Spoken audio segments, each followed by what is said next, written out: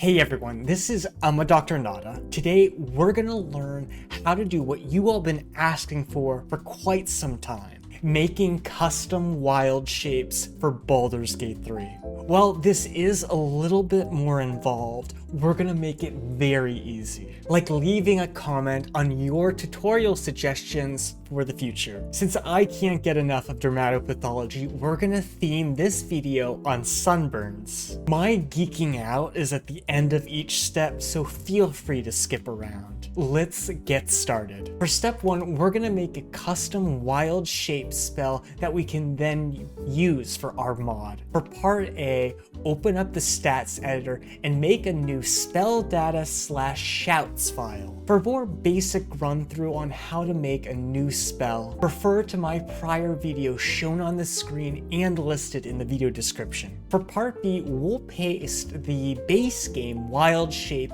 and a wild shape spell into our mod to make everything easier. Open the shared spell data shout file while liking the video and copy over the wild shape and wild shape badger spells and paste them into your matching file. We can pick any starting shape, but we will be modifying it, so it shouldn't really matter that much beyond the icon. Badgers, along with mushrooms and snakes, makes me think about the good old days of YouTube, so it really was the only viable option. If we scroll through all these columns, we'll see that we can customize a lot here, and we'll get to that later in the video. But we can always start in describing sunburns in the description field now. So let's start with what they are, which is when UV damage from the sun gets so bad in your skin that it literally kills your skin cells that can then lead to a blister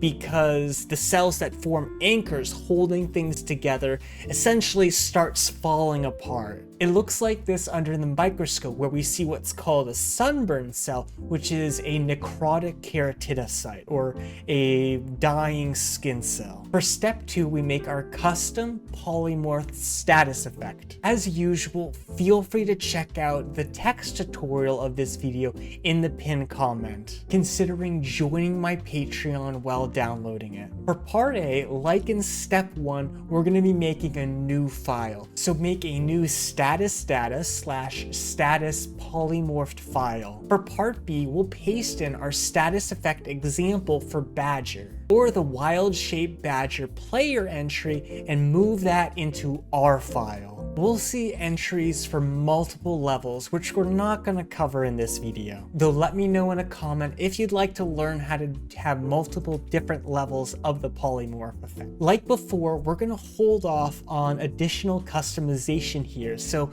take that extra time to subscribe. We'll make the root template next, followed by finally being able to customize our entries, like using sunscreen to customize your risk of skin cancer, since developing sunburns is a major risk factor. Even if you've had sunburn related blisters in the past, applying sunblock is still a good idea because risk can be cumulative. So the more sunburns that one gets, the more risk there is. For step 3, we'll make our custom root template, giving our custom wild shape a custom appearance. Be sure to load a level like basic level A to start, since that will ensure that we can access all the assets that we need. Since protecting your skin from the sun is so important, we'll emphasize this by transforming the player into a giant ball of fire. A rolling sun will definitely remind players to wear sunblock. For part A, search for Badger player wild shape in the root template search box. Then right click on it and select create new from selected. For part B, we'll make select edits to our root template so we can produce the form that we want. Though be sure to look through the other fields so you can see additional things that you can play around with. Ultimately, we only want to change the model of our new wild shape. So look under the base tab and look for character visual resource.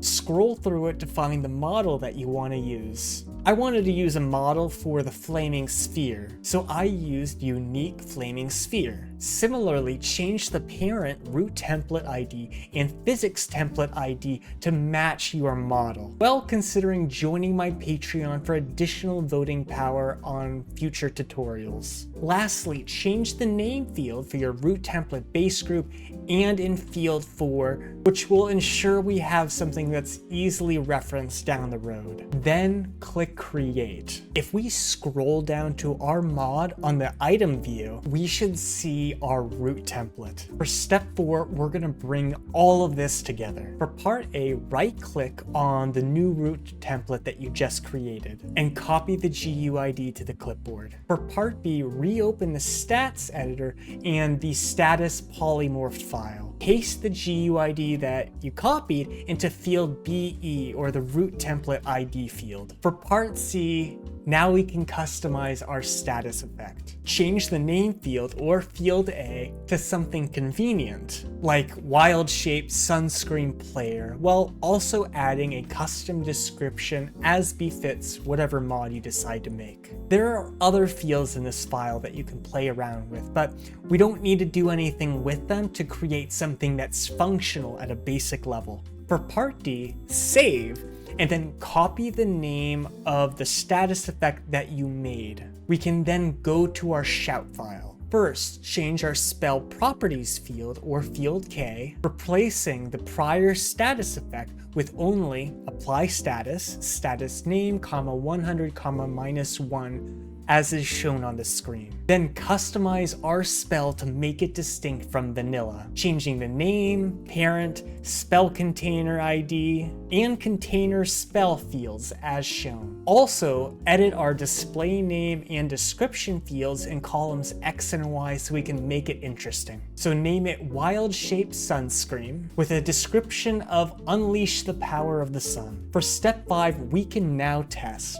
using my prior tutorial guide on rapidly testing spells in the toolkit. We're gonna give ourselves our brand new spell. So Control-Shift F11, add debug spell, shout Wildshapes Sun mod, repeat it with our specific Wildshapes spell too, because you do have to do that to make it work. As we can see, it works great. Making a custom wild shape takes a few steps, but as we saw in this video, it is extremely feasible. It opens up even more customization for our game, allowing us to create an even more special custom class. If you found this video helpful, be sure to like and subscribe, joining my Patreon to support me as a creator. It helps me a lot towards supporting my family. Thanks for watching, and Starship out.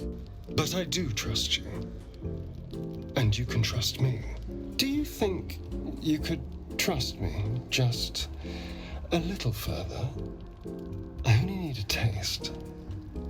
I swear.